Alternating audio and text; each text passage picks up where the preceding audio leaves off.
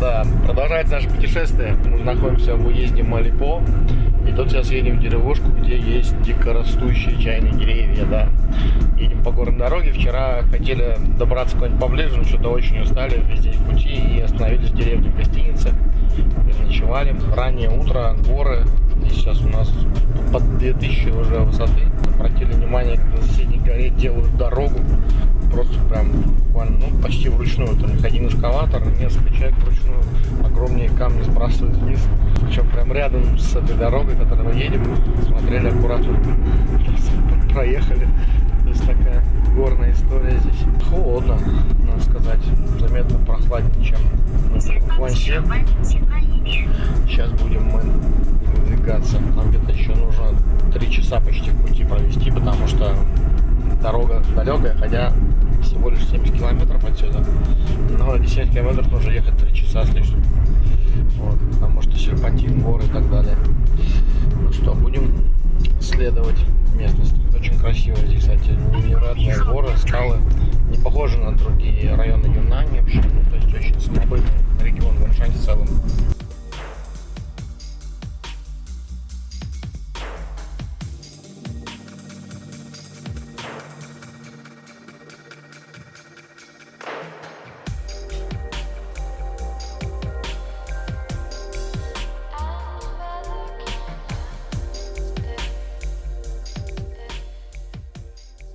Подъезжаем к деревеньке. Осталось где-то еще километров, наверное, 15 ехать. И можно сказать, больше 20 километров едем по охраняемой территории. То есть это лес, то есть написано Балхузалин, то есть заповедник. Деревня находится внутри этого заповедника. Так что, думаю, там должно быть все хорошо. Потрясающе. Приехали в маленькую деревушку, хотим поесть. И нас не понимают вообще. Ни моего водителя, ни меня, естественно. Никого не понимают. Мало народу, сказать, живет. И просто говорим покушать, типа рис. Не понимают. То есть у них настолько... Обычно такие самые банальные вещи, ну, понимают. Вот. Но покушать у них все равно нет. Но мы хотим спросить, где есть. Они говорят, не понял. Потрясающе вообще.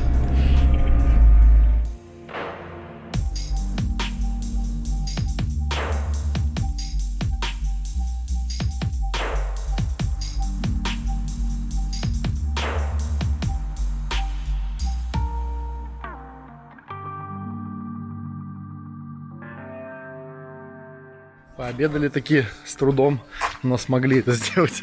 Нашли кафешку, да, небольшую, деревенскую. Вот.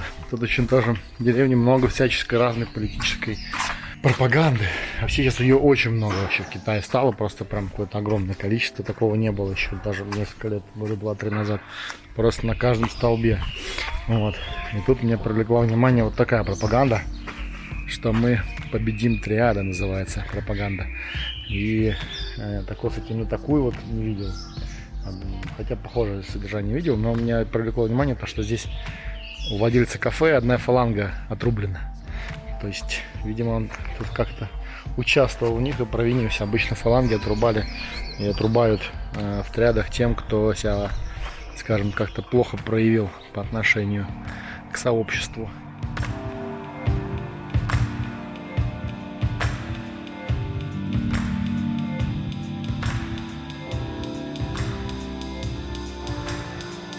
Ну вот мы добрались до фермера, с которым нас познакомил владелец кафешки, где мы кушали.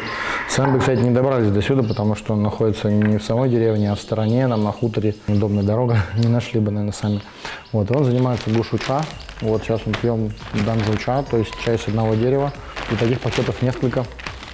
То есть все, как мы любим. Настоящий, молодой шен. Каждый пакет, у него таких пакетов несколько, каждый чай сделан с одного дерева. То есть, поэтому называется данжу. Обычно такие шены, но это как бы самый-самый высокий топ, потому что не смешиваются вкусы. С одного дерева получается такой чистый вкус именно этого дерева.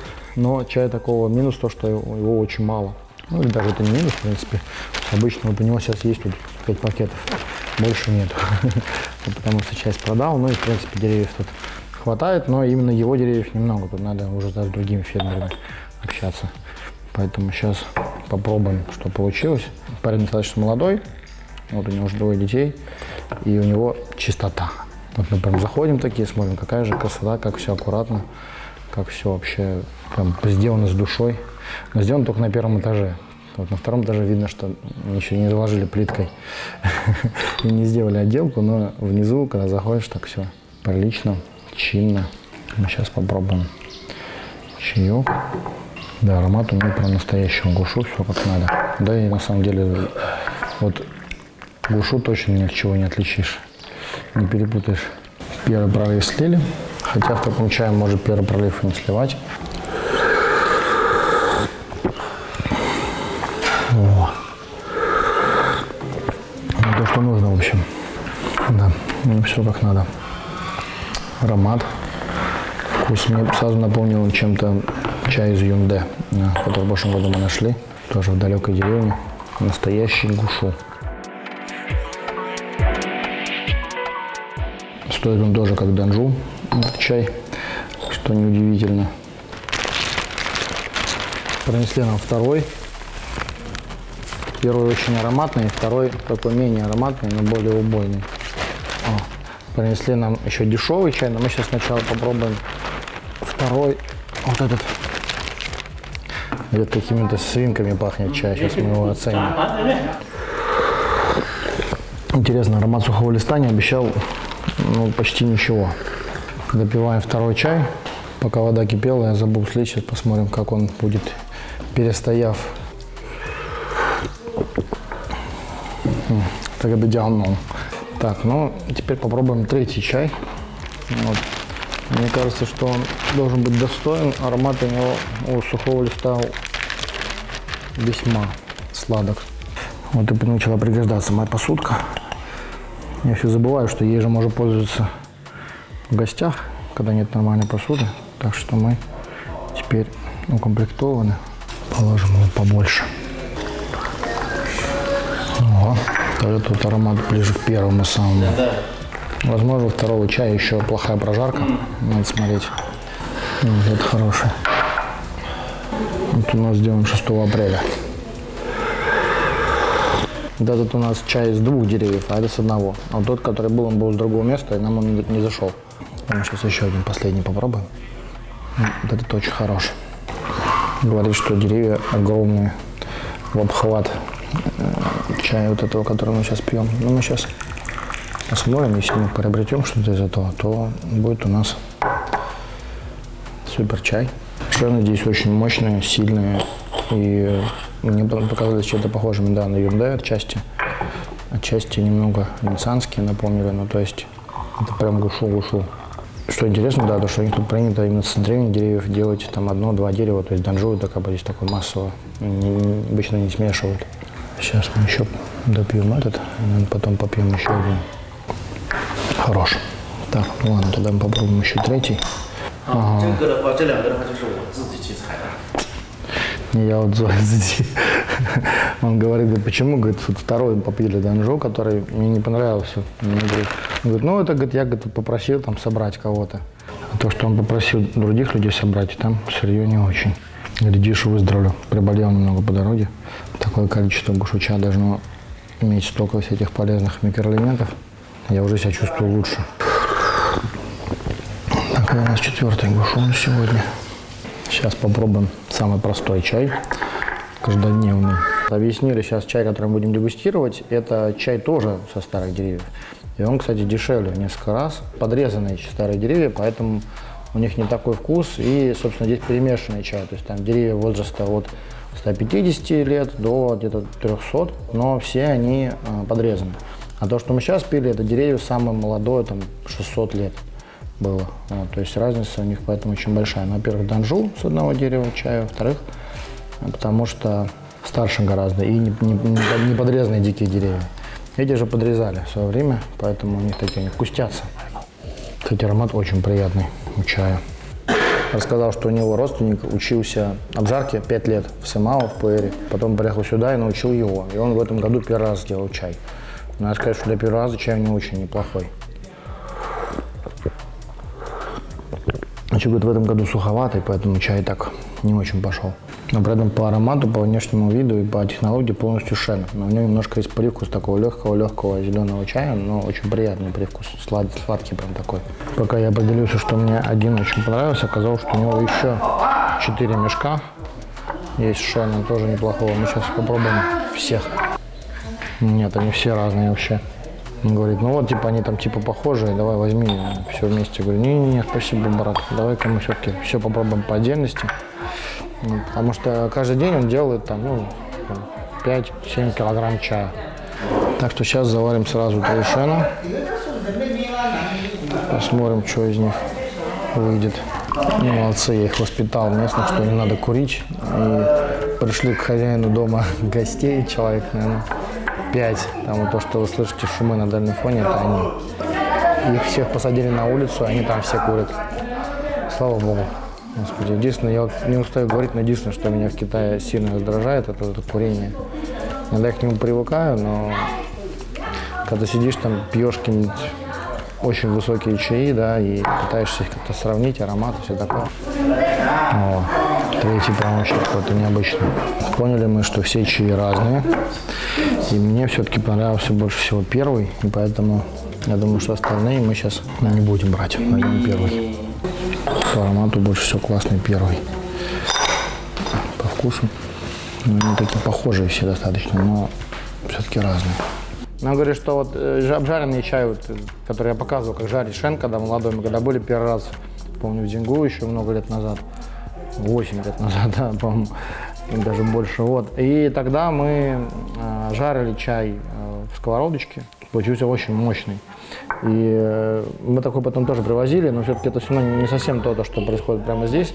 И вот он тоже сейчас говорил с фермером, он говорит то, что такой чай нужно вот прямо на месте жаришь и пьешь сразу.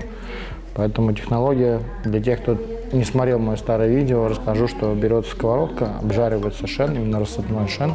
Очень аккуратно, важно его не сжечь, то есть главное научиться. Может даже достаточно простой шен прожечь, и это будет очень-очень вкусно и очень сильно по состоянию. Поэтому они говорят, ну вот тут, говорит, пробуешь, а для нас, говорит, все на один вкус. Потому что мы обычный чай, говорит, когда просто жарим его на сковородке, и мы такой молодой его прям не пьем, в смысле сырой. Я говорю, надо же, ну вот так. Сейчас попробуем красный чай, это последнее, что у нас, гушу хунча. Аромат очень крутой, гушу красного.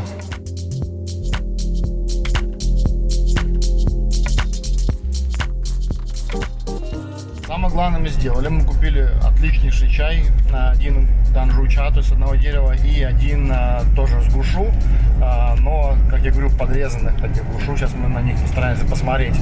Мы говорили фермера с нами съездить, сейчас поехали какими-то закоулистыми горными серпантинами в сторону от деревни, от главной, и там есть местечко, в котором, собственно, эти деревья растут, и можно на них посмотреть, откуда они берут сырье. Вот, я надеюсь, что сейчас мы это место найдем. Мы доехали до того самого дерева, чай с которого мы купили. Ну, по крайней мере, так говорят эти ребята. Вот, действительно, с дерева видно, что собирали чай, собирали не так давно. Хорошие крестьяне стараются не обмануть, потому что это можно проверить. Вот, когда ты в следующий раз приходишь, приезжаешь во время сбора именно с этого дерева, если чай очень сильно отличается, все становится понятно. В принципе, я так тоже делал в том же Фонтине, когда мы приезжали специально с тысячелетнего дерева, собирали чай, именно его делали и именно его забрали. Дерево, кстати, они его не подрезают вообще, и можно посмотреть вот здесь вот на эти ветки, вот они очень такие длинные, как они говорят, и тяо, то есть очень длинные вырастают, их вообще никто не подрезает. Поэтому не дается очень немного сырья. То есть, например, вот даже в Фэнцине, где я был, и там можно было посмотреть то, что такие ветки, как правило, так или иначе немного подрезают. Этому же дереву дают расти абсолютно полностью. Природно себя чувствует так, как может, никто его не трогает. Это, конечно, минус то, что меньше сырья, зато плюс то, что дерево полностью дает природный вкус. Кто не пытается сделать из него такой объект интенсивного сбора чая. У меня есть одна замечательная традиция, я люблю лазить по чайным деревьям. В идеале, конечно, собирать сразу чай, но сейчас уже чай собрали. Вот, невозможно везде, везде успеть еще и на сбор. Поэтому да, мы просто залезем, почувствуем его. Но тут лезть, надо сказать, гораздо легче, чем в этих самых деревьях, где мы только что были в Гуанси. Там все гораздо было сложнее. Во-первых, там они деревья гораздо более ветвистые. Во-вторых, тут сразу видно по таким ступенькам на деревьях, то, что собирают с него чай уже очень давно. Надо сказать, что чтобы почувствовать вот именно работу сборщика чая, она очень непростая. То есть, во-первых, нужно не упасть, во-вторых, самое главное, нужно дотянуться до нужного места. Вот я сейчас даже не набрал, я не полезу прям совсем высоко, потому что обычно местные ребята они легче меня, я думаю, раза в 1,5. Вот такая примерно работа. Я бы даже не стал полностью становиться на одну ветку, чтобы его не сломать случайно.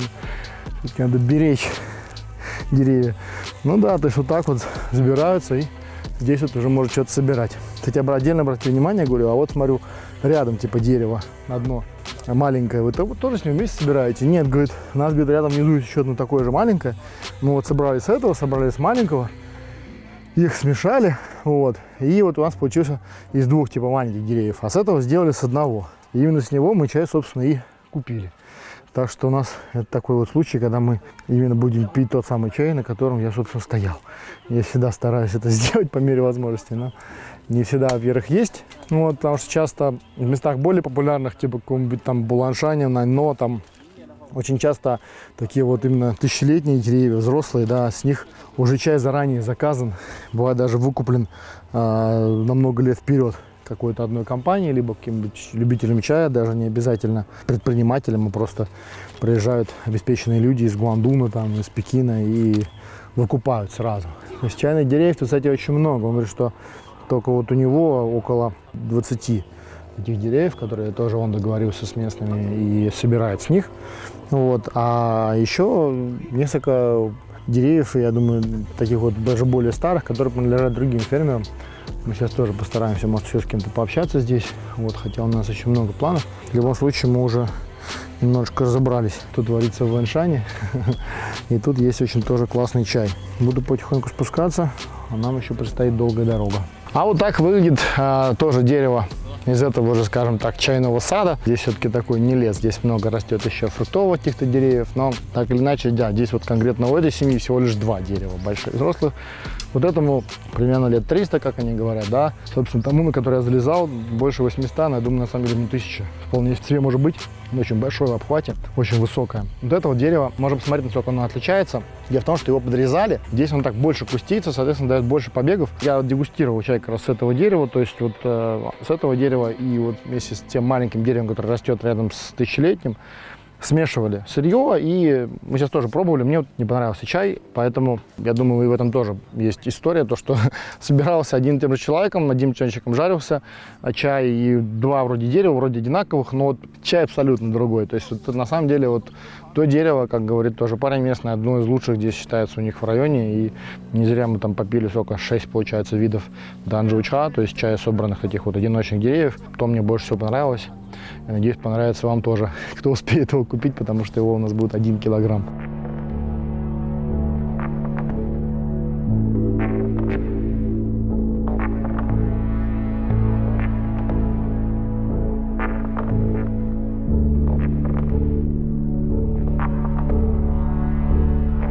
Ну, а тут мы можем лицезреть прямо вот ту же самую историю, которую видели в других местах Юнани. Не только что происходило с чайными деревьями, когда крестьяне ничего не знали, что с ними делать. Ну, типа, что, бушут ничего не стоил. Просто подрезали дерево, чтобы оно просто кустилось, давало больше побегов, такие молодые ветви, и больше можно было почек собрать. Ну, вот такой вот кошмар сделали. Причем сделали, судя по всему, не так-то давно. То есть, может быть, там лет 10 назад, даже меньше. К сожалению, такого очень много. Я видел и в Иу, где только это не было. Типа что, ну а что, чай ничего не стоит, какой смысл как бы давать ему расти, когда можно подрезать, тогда быстрее и удобнее будет собирать, больше сырья будет. Вот так вот потребительски относились. Благодаря спросу на чай, он сейчас очень востребован и так далее. Кстати, недавно, вот как раз когда мы были, только когда пересекли границу с Гуанси, поехали на завод в Шишань, и там, значит, мне дали такой документ большой, может даже потом его переведем, который правительство Юнани спустило вниз всем, значит, чайным заводам, особенно государственным, кто является приоритетами для чайного хозяйства. И на первом месте там Балху Гушучха, то есть охранять старые чайные деревья. То есть вот такое вот делать больше просто нельзя, и я думаю, за это может даже поплатиться, получить санкции, скажем так, государственные. Поэтому да, надеюсь, что больше так делать никто не будет. Заехали на еще один, ну даже не знаю, заводом это сложно назвать, Микропроизводство фермерское, да. И тут еще решили попить шена. Давненько мы не пили шенов, я подумал, да. Настолько давненько, что прям вот точно надо попить еще. Потому что мы познакомились с одним молодым человеком, но надо познакомиться с несколькими. На этот раз человек не очень молодой. Сейчас мы попробуем его шен. Кстати, я зато пока разузнал кое-что про технологию кауча. Мы сейчас тоже попробуем. Вот это все, что у него есть. Стоит он недешево. Обжаривать надо очень-очень-очень долго. То, что мы вот делали в деревне сами, это на самом деле, ну, так, не самый мощный вариант. А если обжаривать долго, получается вот как раз такой настоящий кауча. Сначала обычный шен местный. Что он из него делает? Ну, чай вроде ничего, но обычный шен. Ничего особо выдающегося тоже. То есть в сравнении с шенами из Битманхая, из Линсана, там они дешевле. Здесь что-то он как-то много просит. Попробуем его кауча. Параллельно благодаря нему я вспомнил, что мы раньше делали кауча в Дингу. Надо бы там попросить того же детка, который нам делал его раньше. Делается в воке на огне. О, вот это мощь. О, копчененький, очень неплохо. Ничего так, чай в целом неплохой. Но почему-то тоже не вызывает восторга. Хотя отчасти, может, просто потому, что уже много сегодня чая пили. Ну нет, послевкусие у него слабое. Пожаренное, может, и хорошо, но как-то так, не знаю. Те цены, которые они тут хотят за этот чай, это слишком. Попробуем сейчас с одного дерева, что у него там тоже данжуча. Сейчас положим немножко со старых деревьев, давай-ка. С одного дерева. О, кола. Короче, нет, тут нам ничего не понравилось. Пойдем дальше. Дедушка приятный, но чай у него не особо, к сожалению.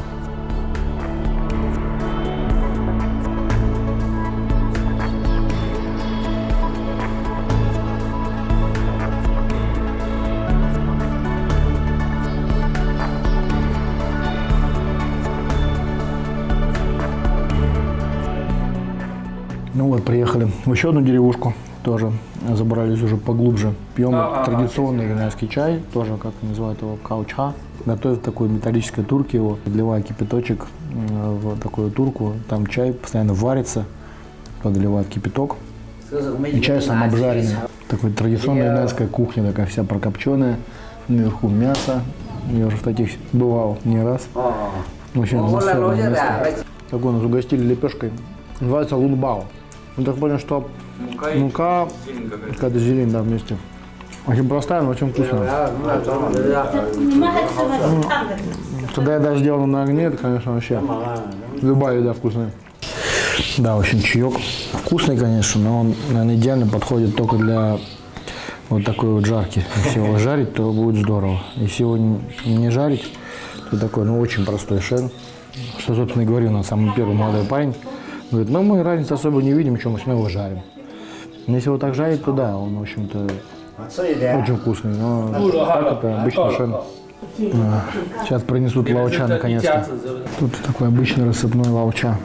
Ну, сейчас посмотрим, как он на вкус.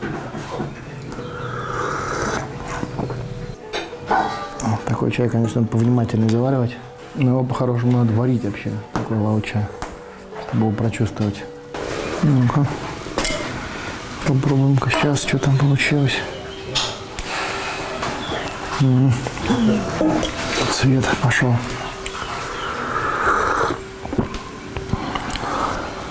Не, вкус слабый. Интересный. Интересный тем, что он действительно природную ферментацию, просто мешок лежит рассыпного шена, и он лежит очень давно, больше 10 лет точно. Сейчас еще попробуем, что там получилось. Но вкус не сильный.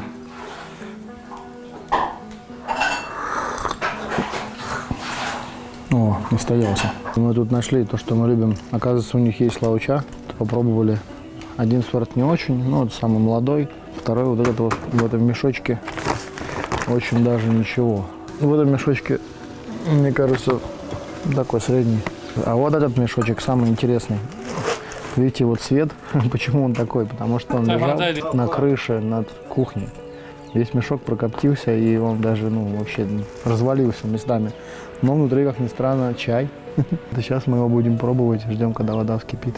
И будем пробовать мешок. Мешок, конечно, просто. Чаю, они говорят, что я не помню, когда его положил, но явно больше 10 лет назад. Внешний вид, кстати, у него внутри очень даже. Мешок пластиковый, поэтому он не испортился. Выглядит очень даже. И, кстати, такое сырье даже получше, чем молодого. Тут почечки. Очень сильный чайнвей у него. Но оценим. Люблю я такое дело, не знаю, это какое-то мое индивидуальное пристрастие. Вот, сделали водичку. И сейчас мы пробуем тот самый гиперлаоча. Он прям весь эфирными маслами, просто пропитанный. Такой типичный, вот когда шен полежит больше 10 лет, и именно рассыпной шен имеет такой вот аромат, ну и вкус он имеет. Вот это понимаю. Этот прокопченный мешок разваливающийся, я думаю, что он будет наш. Единственное, что мы сейчас чайно оттуда высыпем, его на какую-нибудь чистую ткань, переберем, положим в новый мешок, потому что старый мешок вообще не алё. Ну вот, договорились, забираем пакет. Чай космос полный вообще. Но, похоже, он там не знаю, сколько лет лежит. Ну все, перепаковываемся сейчас, и я думаю, поедем. То, что надо. Ну вот, высыпаем из мешка.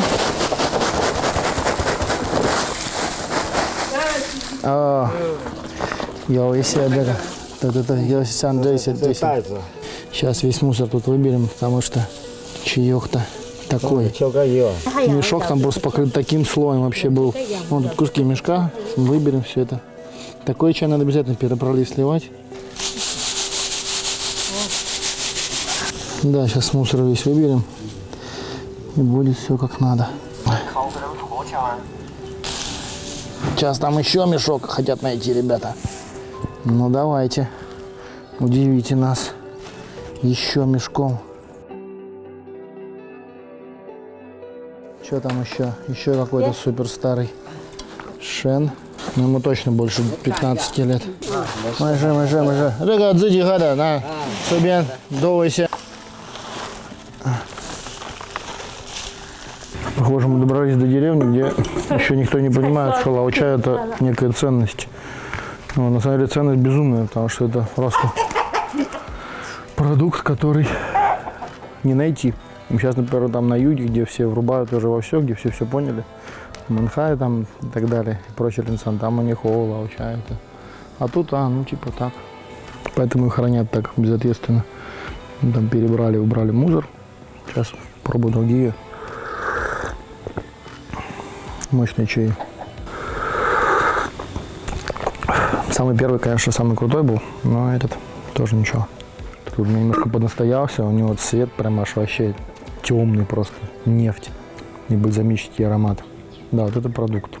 Я вспомнил Дзинку, когда мы там бывали, и тоже многие, может, кто давно следит за мной, помнит мою фотографию.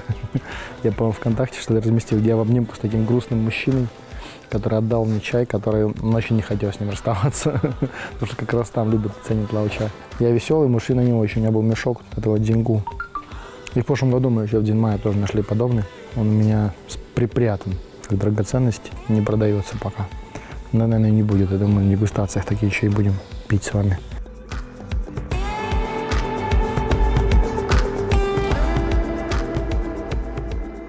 Тут ценность этого чая еще в том, что это со старых деревьев. Почему со старых? Потому что в то время их тут молодых особо не было.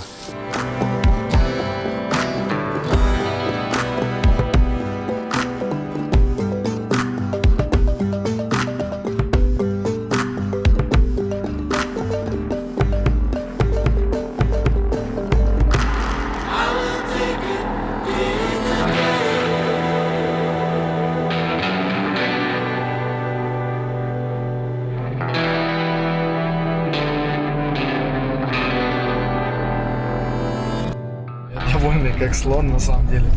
Сегодняшний день просто принес нам, наверное, оправдал всю поездку в Юннань, думаю, как минимум. Хотя у нас тут еще будет несколько дней. Мы что-то решили, что раз уж мы добрались до Вэньшаня, куда я никак не мог добраться, довольно удаленный регион от остальной чайной части провинции Юннань. Поэтому вот сзади меня лежит наш Баобэй. Драгоценность. Старый чай, реально старый чай, который нам удалось найти просто он всегда находится случайно, потому что иногда бывает, я вот просто могу там 2-3 дня ездить по деревням, ну и заодно там, помимо того, что беру какой-то свежий чай, спрашиваю, есть ли старый чай, есть ли старый чай. Ну, в 99,9 в периоде процентных случаев он либо есть, либо очень дорогой при этом просто безумно, либо как бы его вообще нет. Поэтому сегодня у нас такое радостное событие, я, наверное, прям очень доволен, я бы так сказал. На Снежка Мясков, реально очень старого чая. Там одному, я думаю, точно больше 20 лет, потому что он, ну, вообще, я показывал, как выглядели пакеты.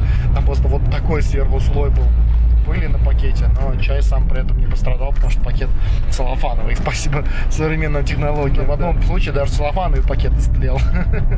Я его сфоткал на память, потом посмотрел, восстанавливал, какого года там, это, по-моему, от Триса был пакет или что-то такого, можно посмотреть штамп, какого года производства пакет восстановлен. Ну, так или иначе, да, в общем, у нас появился классный чай.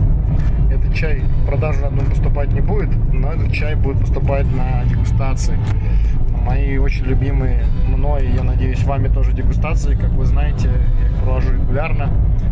Так или иначе, во всех наших клубах, в Москве и Питере чаще, в остальных пореже, но тоже бываю. Вот, и всегда на таких дегустациях я достаю что-нибудь вот такое вот. Будем обязательно буду им угощать, потому что его мало, вот, и для специальных случаев, как говорится, такое драгоценность надо беречь, потому что шен такой выдержки это большая редкость. Мы несколько часов уже едем, еще будем, наверное, несколько часов ехать до ближайшего какого-то населенного пункта, где есть хоть что-то наподобие гостиницы. Кроме того, мы пробили колесо, сейчас там оно такое чуть подспущенное, но тихонько едет. Наш водила, он очень рисковый товарищ, поэтому он готов, можно сказать, терпеть риски, но попробовать все-таки вместе с нами доехать до нужного места. Я тоже надеюсь, что мы доберемся. Сегодня переночуем, завтра поедем в другую деревню. Вот. На самом деле тут, конечно, в Юннань дороги такие и такие расстояния, что нужно много времени. Вот. То есть у нас сейчас путешествие хоть и долгое, но недостаточно для посещения всех мест. Поэтому я думаю, что мы, наверное, в этот раз пропустим парочку мест в Хунане, Цзянси, но лучше побудем подольше в Юннань. Теперь у нас будет новый формат путешествий, потому что раньше я часто брал машины по регионам, а сейчас мы прям через несколько провинций. Очень сильно получилось. Ладно, будем двигаться дальше. В общем, Юннань — это место, где у нас всегда случаются всякие разные приключения. Сегодня у нас приключение случилось следующее. Тут Юннань вообще это очень частая история, когда полиция останавливает большие пропускные контроли. Вообще в Мэнхае там просто бывает, если Шамбана, там 2-3 контроля за один день проходишь. Если там вы хоть какие-то подозрения ты вызываешь, там выгружают чемоданы, заставляют тебя все достать, посмотреть, что у тебя там лежит или не лежит. Бывает там трясут, ну там наркотики, короче, да. Есть такая тема «Золотой треугольник», она до сих пор существует, и на севере Лаоса, на севере Бирмы, Мьянмы, вот, там очень много выращивают наркотиков, и поэтому, собственно, этот трафик идет через Китай, и очень сильно контролируют, здесь стараются как-то пресечь его на месте, вот, ну, естественно, с переменным успехом, скажем так, и поэтому очень много, да, проверяющих пунктов, и когда ты еще иностранец, еще в какой-нибудь дыре, там, типа, как, например, когда мы там в Тинчине были, или где-то там, на таких местах, где обычно иностранцев вообще не бывает. Сейчас тоже аналогичная история. Задержали. И самое интересное скрылось на посте. Паспорта мы забыли в прошлой гостинице, где мы жили вчера вечером. Почему? Потому что утром вчера мы выехали, и девушка нам их не вернула, сама забыла, видимо. Вот, а мы, собственно, сами забыли и не вспомнили об этом. И вот, в общем, мы сегодня весь день такие без паспортов катались, доехали до поста. И хорошо, что у меня с собой были фотографии паспортов наших. Ну и, собственно, был Шанфэнджен, нашего водителя, они тоже его сфоткали. Хорошо, что я говорю по-китайски. Они спрашивали, а что у вас в мешках? Я говорю, чай. Ну, то есть так, немножко удивились, но мы полчасика с ними поговорили. Вот, естественно, снимать я там ничего это не стал. Вот, но, в общем, с ними поговорили, они нас отпустили. Сказали, так, ребят, ладно, давайте езжайте в ту гостиницу. Вот, и да, завтра, если как бы успеете, сегодня, либо завтра привозите обратно ваши паспорта, ребята. Вот, отдали нашему водителю документ. Ну, единственное, сфоткали и все записали, кто мы такие, откуда и куда. Сейчас едем обратно. Уже 7:30, наш водила, бедный, с 7:30 утра за рулем. Вот сейчас нужно еще 2 часа будет с лишним ехать до, собственно, гостиницы. и забирать эти паспорта несчастные. Видимо, там же в этой гостинице останемся. Будем просить бесплатно поселить нас за такое безобразие. Хотя, в общем-то, сами виноваты. Надо было вспомнить утром. Вот такие бывают приключения, но это сейчас показывает то, что вот сколько я сталкивался с китайской полицией, были у меня самые разные приключения. Вот. Была история, которую я не могу, к сожалению, полностью рассказать, когда меня там задержали вот, возле военной базы. Везде все заканчивалось всегда хорошо, и предельная вежливость, в большинстве случаев предельный профессионализм. Эти даже нас извинились, извините, что мы как бы вас не пропустили, типа, пожалуйста, там вернитесь туда и заберите паспорт, и тогда все будет хорошо. Вот такие дела. Мы сейчас собираемся в обязательном порядке вернуться в эту гостиницу, и там уже посмотрим, будем ли сегодня ехать дальше или нет. В общем, приключения. Ну, главное, что все хорошо, главное, чтобы наша девушка там в этой гостинице наши паспорта не потеряла. А тогда будет точно весело.